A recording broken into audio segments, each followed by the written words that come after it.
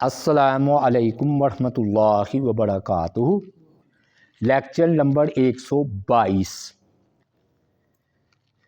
غزوہ احد کے بعد کے حالات ذکر ہو رہے ہیں۔ ہم جو ہے نا یہ سریہ جو ہے نا ابو سلمہ بن عبد الاسد بیان کریں گے۔ میں نے بات ادھر سے چھوڑی تھی کہ مسلمانوں کو غزوہ احد میں ظاہری طور پر شکست ہوئی، نقصان ہوا، دشمنوں کے حوصلے بڑھ گئے، منافقین کے دلوں میں لڈو پھوٹ پڑے اور یہودی خوشیاں منانے لگ پڑے، مسلمانوں کو کمزور سمجھا جانے لگ گیا۔ لیکن پھر حمراء الاسد کی وجہ سے وہ کمزوری والا معاملہ ختم ہوا، لیکن ایک قبیلہ جو کہ میلی نگاہ سے مدینہ کی طرف دیکھ رہا تھا بلکہ مسلمانوں پر حملے کا پروگرام بنا رکھا تھا، تو وہ اس کا نام تھا بنو اسد۔ نبی علیہ الصلوۃ والسلام نے محرم میں یعنی کہ شوال میں ہوا ہے غزوہ احد، تو محرم میں یعنی کہ بڑی عید کے بعد آپ کو اطلاع ملی 625 اور 3 ہجری میں کہ بنو اسد کے جو سردار ہیں طلحہ اور سلمہ، تو وہ مدینے پر حملے کا پروگرام بنا رہے۔ بنو اسد کی خوش فہمیاں تھی جی، وہ کہہ رہے تھے بس مصیبت زدہ ہیں مسلمان، اس خوش فہمی میں تھے، ان پر ہلہ بولیں گے، مدینہ کے جو گرد چراغ گاہوں میں ان کے مویشیوں کو پکڑ لیں گے، لوٹ مار کریں گے، طاقتور ہمارے گھوڑے ہیں، عمدہ قسم کی اونٹنی ہیں، اگر ناکامی بھی ہوئی گھوڑے پر بیٹھیں گے تو تیز رفتاری سے واپس آ جائیں گے، مسلمانوں کے پاس نہ تو اتنے گھوڑے ہیں نہ اتنے اونٹ ہیں۔ تو وہ جنگ کی تیاری انہوں نے شروع کر دی۔ ان میں ایک نا عقل مند بندہ تھا، کافر تھا لیکن عقل مند تھا، قیس بن حارث، اس کو پتہ چلا، اس نے کہا میری بات سنو، تم نے کوئی مسلمانوں سے بدلہ لینا ہے جو مسلمانوں نے تمہارا نقصان کیا ہے کہ تم جنگ کا ان کے ساتھ سوچ رہے ہو، کوئی انتقام لینا ہے؟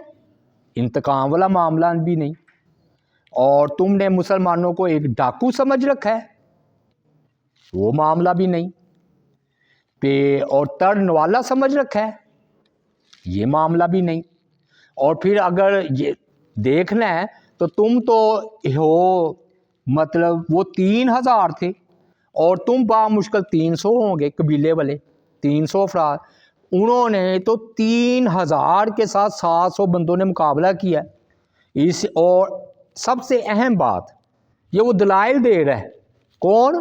قیس بن حارث کے نہ لڑو مسلمانوں سے، تو وہ دلائل دے رہا ہے کہ تم اپنے وطن سے بھی دور ہو جاؤ گے۔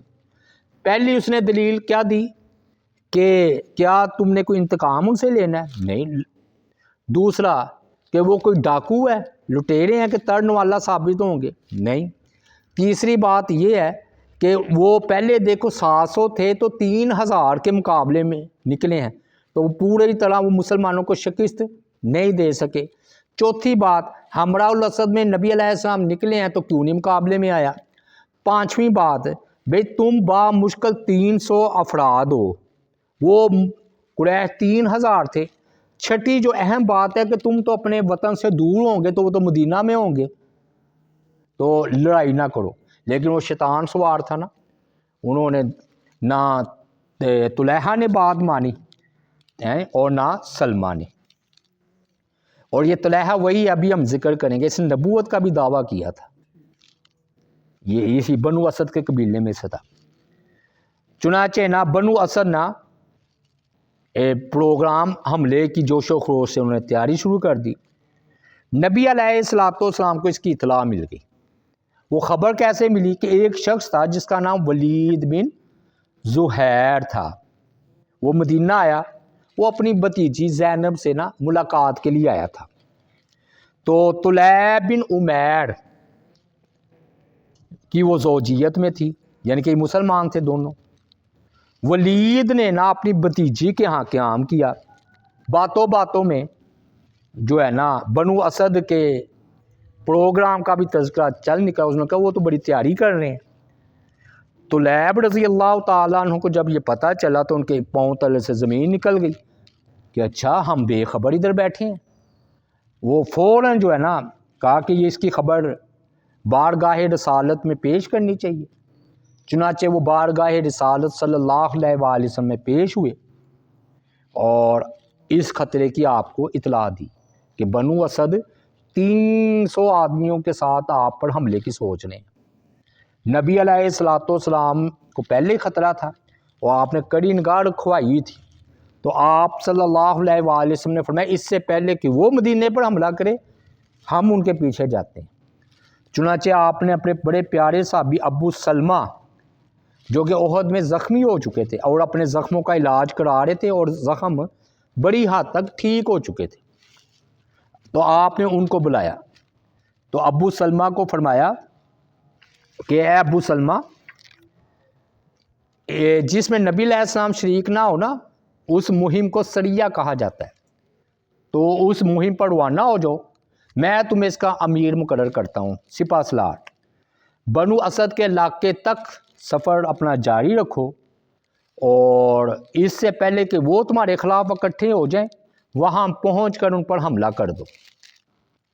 پھر تقوی کی تاکید کی کہ کیا پتہ موت قریب ہو، شہادت، تو اللہ تعالیٰ سے ڈرنا اور مسلمان ساتھیوں کے ساتھ بھلائی کرنا، تم امیر ہو۔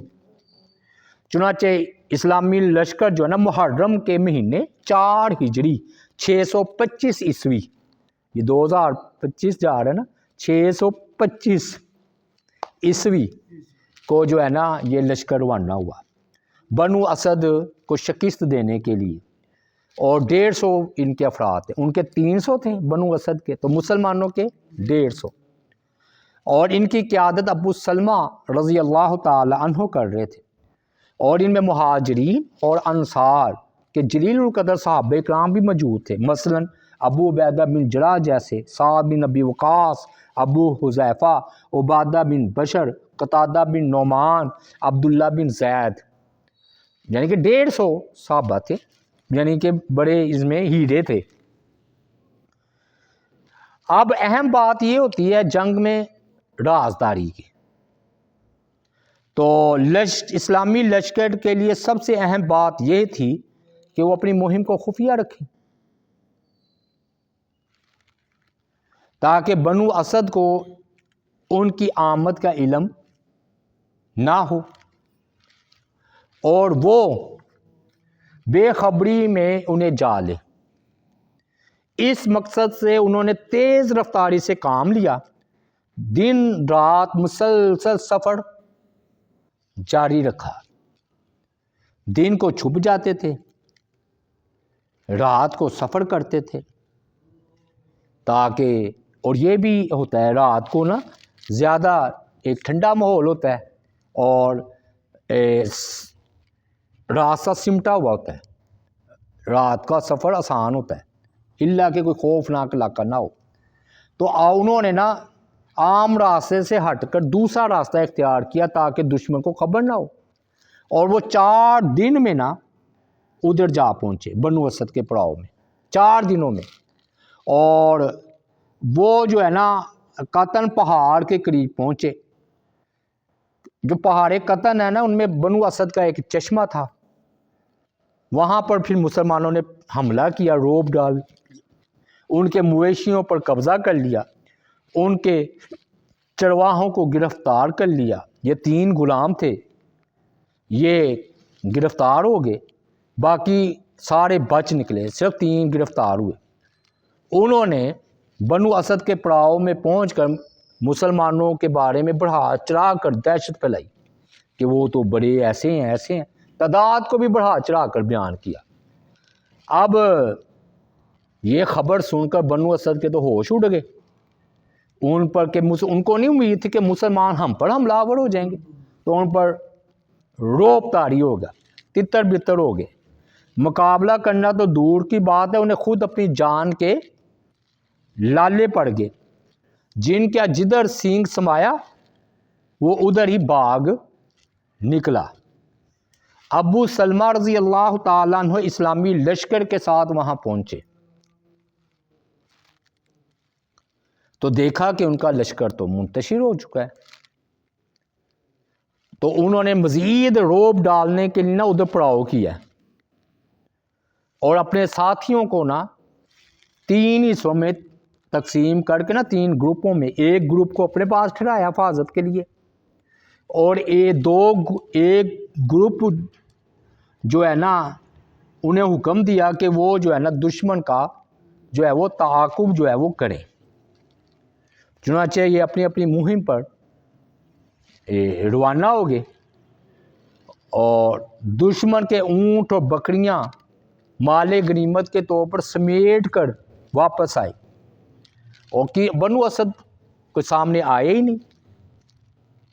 بہرحال اسلامی لشکر کو زبردست فتح ہوئی، بنو اسد پر مسلمانوں کا دبدبہ طاری ہو گیا، ان کے ناپاک ارادے ملیا میٹ ہو گئے، مسلمان فتح یاب ہو کر بہت سارا مال غنیمت ساتھ لے کر مدینہ روانہ ہوئے۔ ہاں جی، اور بنو طے کا جو شخص رہبر تھا وہ بھی پھر چلا گیا۔ پھر جب ایک رات کا فاصلہ طے کیا نا یہ ابو سلمہ نے، تو انہوں نے مال غنیمت کو جو ہے نا تقسیم کر دیا۔ وہ اس طرح تقسیم ہوتی تھی کہ نبی علیہ السلام کا 5واں حصہ مال غنیمت میں سے، اور پھر آپ کے لیے غلام بھی نکالا، 3 غلام تھے نا، 2 غلام آپس میں بانٹ لیے، ایک غلام نبی علیہ السلام کے لیے رکھ لیا۔ اور بنو طے کا راستہ جو بتانے والا تو اس کی خوشی کے مطابق اس کو مال دیا کہ تم نے ہمیں راستے کی رہنمائی کی ہے۔ پھر جو مال باقی بچا 5واں حصہ نکال کر تو وہ سارے کا سارا مجاہدین میں تقسیم کر دیا۔ تو کتنے 150 تھے، تو ہر ایک کے حصے 7 اونٹ اور کئی بکریاں آئیں، یعنی کہ 150 افراد ہیں نا، 150 تو 7 حصے آئی ہیں ایک، تو وہ آپ خود اندازہ لگا لیں، اور کئی بکریاں بھی آئیں۔ تو اس مہم میں 10 سے زیادہ دن صرف ہوئے، یعنی کہ 10 دنوں سے زیادہ جو ہے نا یہ آنے جانے میں خرچ ہوا ہے۔ اب نا ابو سلمہ جو ادھر تھے نا امیر، مدینہ جب واپس آئے نا معاملہ سارا ختم ہو گیا، تو ان کا جو زخم تھا نا احد میں، یہ احد میں بھی شریک ہوئے تھے نا، تو احد میں ان کا زخم جو ہے وہ دوبارہ کھل گیا،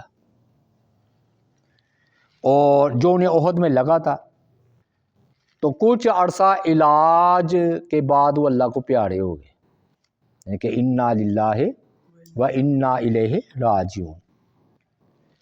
کہ ان کا بیٹے بیان کرتے ابو سلمہ کے ابو اسامہ جشمی نے زخمی کیا تھا ان کو احد میں، ان کے نا بازو پر تیر جو ہے نا اس نے چبو دیا تھا، وہ 1 مہینے تک علاج جو ہے نا وہ کراتے رہے، زخم بظاہر ٹھیک ہو گیا، لیکن جب وہ بنو اسد کے خلاف کارروائی کر کے واپس مدینہ آئے تو یہ زخم دوبارہ بگڑ گیا، جس کے نتیجے میں وہ 27 جمادی الاخر، یعنی کہ محرم کے مہینے میں ہوا تھا نا وہ، تو جمادی الاخر لگا لیں 4 ہجری کو ان کی وفات ہو گئی۔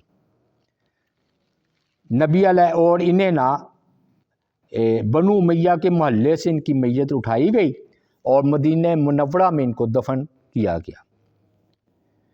جب ابو سلمہ کی وفات ہوئی تو آپ ان کے گھر تشریف لائے، ان کے لیے دعا کی۔ ام سلمہ کہتی ہیں ابو سلمہ کی وفات پر ان کی آنکھیں کھلی رہ گئی تھی،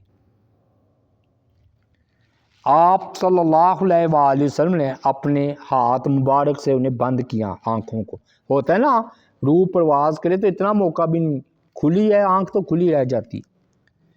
انہیں بند فرمایا، پھر ارشاد فرمایا ان روح اذا قبض تبعہ البصر، بے شک جب روح قبض کی جاتی ہے تو نگاہ اس کا پیچھا کرتی ہے۔ اچھا، اس سے بڑی دو اہم باتیں معلوم ہوتی ہیں کہ یعنی کہ جو ہمارے ہاں کہتے ہیں نا کہ آنکھوں کا عطیہ دے آنکھیں ٹھیک رہتی ہیں، اس کی دلیل مل سکتی ہے۔ اس میں روح نکل گئی ہے لیکن ہمیں آنکھیں اس کا پیچھا کر رہی ہیں، یعنی کہ اس کو دیکھ رہی ہیں کہ میری روح جا رہی۔ ہر بندے پر یہ وقت آنا ہے جی، یعنی کہ آنکھیں کیوں کھلی رہتی ہیں کہ روح نہیں روح جب نکلتی ہے تو آنکھیں اس کے پیچھے جاتی ہیں روح کے، یعنی کہ وہ آنکھیں روح کو دیکھ رہی ہوتی ہیں۔ سمجھ آئی بات کہ نہیں؟ اب نا وہ نوحہ کرنا شروع کر دیا، رونا پیٹنا چیخ و پکار، تو آپ نے فرمایا اپنے لیے صرف بھلائی کی دعا کرو، اس لیے کہ جو کچھ تم کہہ رہے ہو فرشتے اس پر آمین کہتے ہیں۔ اس موقع پر آپ نے یہ دعا کی جو ہم نہیں کہتے، نماز جنازہ میں بھی مانگتے ہیں، اے اللہ ابو سلمہ کو بخش دے، ہدایت یافتہ لوگوں میں ان کا درجہ بلند فرما، ان کے جو پیچھے رہ گئے ہیں ان کا جانشین بن جا، اے تمام جہانوں کے پروردگار ہمیں اور انہیں معاف فرما دے، ان کے لیے ان کی قبر کو کھلا اور نور سے منور کر دے۔ آمین آمین آمین، مزید اللہ ان کے درجات بلند فرمائے۔ تو ابو سلمہ کی وفات پر نا ان کی بیوی ام سلمہ نے نا کہ کہتے ہیں کہ رونے کی اجازت طلب کی، تو کہتی ہے جب ابو سلمہ فوت ہوئے تو میں نے کہا وہ اجنبی تھے، ان کے پاس نہیں تھے، پردیس میں فوت ہوئے، میں تو ان پر اتنا روؤں گی کہ ان کا چرچا پھیل جائے گا۔ میں ان کے رونے کی تیاری کر چکی تھی، اتنے میں نا مدینہ کا جو بلند ترین والا حصہ تھا نا، حوالی غالباً اس کو کہتے تھے، ایک عورت آئی، وہ چاہتی تھی کہ وہ بھی میرا رونے دھونے میں ساتھ دے، یہ مقابلے ہوتے تھے کہ تم میری میت پر روئی تھی نا تو آج میں بدلہ اتار دوں، تو وہ بدلہ اتارنے آئی تھی۔ اسی دوران رسول اللہ صلی اللہ علیہ وآلہ وسلم، نبی اکرم صلی اللہ علیہ وآلہ وسلم اس کے سامنے آئے اور فرمایا کیا تو شیطان کو ایسے گھر میں داخل کرنا چاہتی ہے جسے اللہ نے اسے سے نکال دیا؟ یعنی کہ نوحہ کرنا تو شیطان کا طریقہ ہے، معلوم ہوا، یہ دیکھیں نا نوحہ کرنا منع ہے۔ نبی علیہ السلام نے یہ بات 2 بار ارشاد فرمائی، تو ابو ام سلمہ کہتی ہے کہ میں رونے سے باز رہی اور نہ روئی، اور غالباً یہ وہی ہیں، آگے شاید ذکر آ جائے گا، پھر ان کو نبی علیہ السلام کی بیوی ہونے کا بھی شرف حاصل ہوا تھا، ہے نا، یہی وہ عیسائی انا للہ و انا الیہ راجعون اللہم اجرنی فی مصیبتی و اخلف لی خیر منہا، جو یہ دعا پڑھے گا تو اللہ جو چلا گیا اس سے بہتر دے گا، تو اللہ نے پھر بہتر شوہر دیا نا۔ پھر ابو سلمہ شہید تو نہیں ہوئے، لیکن حیرت کی بات ہے انہیں نا شہدائے احد میں ہی سمجھا جاتا ہے، وجہ کیونکہ جس زخم کی وجہ سے وہ شہید ہوئے ہیں، فوت ہوئے ہیں نا، وہ تو دوبارہ کھل گیا، اصل میں آرام آ گیا تھا، جب یہ مہم کے لیے گئے ہیں نا بنو اسد کی سرکوبی کے لیے تو آئے ہیں تو وہ دوبارہ پھوٹ پڑا، تو موت کا بھی وقت مقرر ہے، تو اس کی وجہ سے نا ان کی وفات جو ہے نا وہ ہوئی ہے۔ اب ایک اہم واقعہ بہت ہی زبردست، یہ جو بنو اسد کا ذکر کیا نا پیچھے، تو ان کے 2 سردار تھے، ایک طلیحہ تھا، طلیحہ یا طلیحہ، اس نے ہی اپنے بھائی کے ساتھ مدینہ میں حملے کا پروگرام بنایا تھا، تو ہوا یہ کہ انتہائی بہادر انسان تھے طلیحہ، اور ان کو نا 1000 شاہ سواروں کے برابر سمجھا جاتا تھا، یہ عرب میں ایک تھا کہ یہ 1000 بندوں کا مقابلہ کر سکتا ہے، اتنا بہادر ہے، اور زبان میں بھی بڑی فصاحت و بلاغت تھی۔ تو پھر یہ نا 9 ہجری میں بنو اسد کے وفد کے ساتھ نبی علیہ السلام کی خدمت میں حاضر ہوئے اور اسلام کو قبول کر لیا طلیحہ نے۔ جب یہ وفد واپس اپنے علاقے کی طرف گیا تو طلحہ مرتد ہو گئے، اور اس نے نا نبی علیہ السلام کی زندگی میں ہی نبوت کا دعویٰ کر دیا، لیکن آپ کی وفات کا وقت قریب تھا تو آپ نے زرار بن الازور کو روانہ فرمایا، یہ ایک صحابی ہیں، تو زرار رضی اللہ تعالیٰ نے مقابلے کے دوران میں طلحہ کو ٹھکانہ لگانے کے لیے تلوار کا وار کیا۔ اللہ کا ایسا کرنا ہوا کہ وہ تلوار کا نشانہ چوک گیا، انہوں نے اس کو معجزہ شمار کیا، ان کے ماننے والوں نے، کہ یہ ایسا نبی ہے، ان پر تو تلوار کا وار بھی اثر نہیں کرتا۔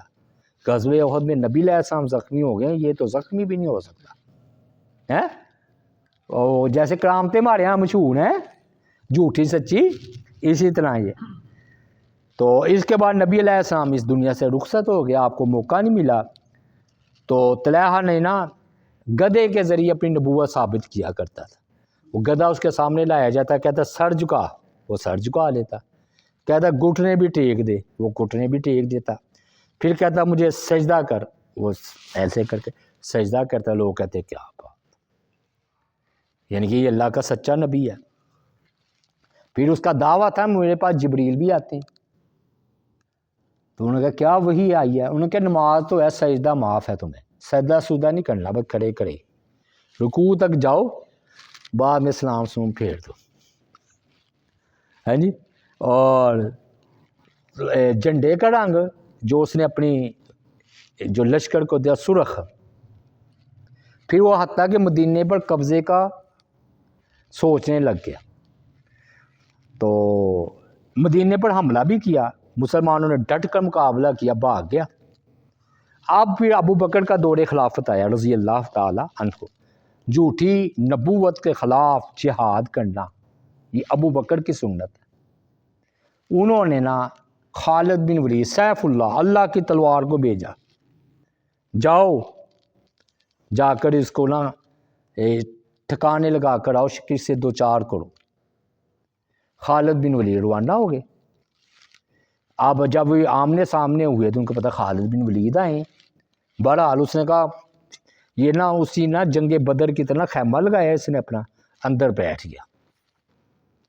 وہ مقابلہ شروع ہوا تو خالد بن ولید کی چالیں ان کے قدم اکھاڑ رہی تھیں، ہیں جی، اور دھڑا دھڑ قتل ہو رہے تھے ان کے، ہیں جی۔ وہ جو سپہ سالار اس نے مقرر کیا تھا نا طلحہ نے، وہ بھاگا بھاگا آیا، کہتا اللہ کے نبی، اللہ کے رسول، وہ تو شکست ہو رہی ہے، جبریل علیہ السلام آئے ہیں کوئی پیغام لے کر؟ ہاں وہ آ رہے ہیں، تم جاؤ لڑو۔ وہ پھر جا کر لڑائی شروع کر دی۔ وہ تھوڑا ٹائم اور گزرا، کوئی گھنٹہ 2 گھنٹہ، وہ اور زیادہ شکست قریب ہونا شروع ہو گئی۔ میں نے بتایا نا خالد بن ولید نے کسی بھی لڑائی میں شکست نہیں ہوئی، تو وہ 125 جنگیں لڑی ہیں، وہ ویسے بھی اللہ کی تلوار تھے، تو وہ پھر قتل پر قتل ہوئے، کوئی پھر بھاگا بھاگا آیا، کہتا اللہ کے رسول، اللہ کے نبی، جبریل علیہ السلام آئے ہیں کہ نہیں آئے؟ انہوں نے کہا نہیں آئے، جا کے لڑو ابھی۔ وہ پھر لڑنا شروع کر دیا۔ اخیر وہ یعنی کہ سمجھ لیں بہت ہی شکست والا معاملہ ہو گیا۔ وہ پھر آیا، اس نے کہا کہ اللہ کے رسول اب تو وہ بالکل شکست قریب آ گئی، بس چند لمحوں بعد شکست ہے، جبریل علیہ السلام آئے ہیں کوئی پیغام لے کر، کوئی وحی لے کر؟ ہاں، وہ کہتے آئے ہیں، جبریل علیہ السلام آئے ہیں۔ انہوں نے کہا اچھا، کیا پیغام لے کر آئے ہیں؟ کوئی فرشتے آئے ہیں ہماری مدد کریں گے؟ انہوں نے آ کر کہا کہ یہ وہ وقت ہے جو تم بھی یاد رکھو گے، میں بھی یاد رکھوں گا، اور دوڑ لگا دی۔